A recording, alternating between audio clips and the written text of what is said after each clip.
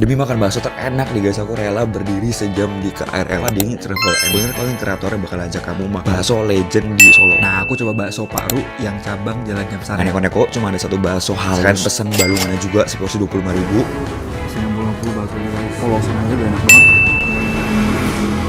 Balung sapinya juga ini masih banyak dagingnya nempel gitu guys, jadi bisa kebayang lah ya nikmatnya kayak gimana. Makin mantep lagi nih derajat. Biasanya kalau aku ditambahin bon cabai level 15. Saya nih kalau misalnya kamu bisa bayangin, gurih, asin, pedas, paling penting ya wangi bawangnya tuh ketara gitu guys. Bon cabai level 15 tuh ada yang kemasan botol sama Kemasan refill lebih murah. kebetulan sekarang lewat dari stasiun Solo Balapan nih, aku beli bon cabainya di toko luas Kesalan. Ternyata lagi ada promo juga, jadi langsung beli yang botol sama yang versi refill kemasan saset. Jadi kalau makan di bakso Pak Aruk itu jangan skip seat ya guys, harus coba. Apalagi ditambahin sama sambal tabur bon cabai level 15. Cek dulu aja, nanti pas ke Solo kamu cobain ya bakso Pak Aruk yang ada di Jalan Nyamsari. Jangan lupa cobain nih.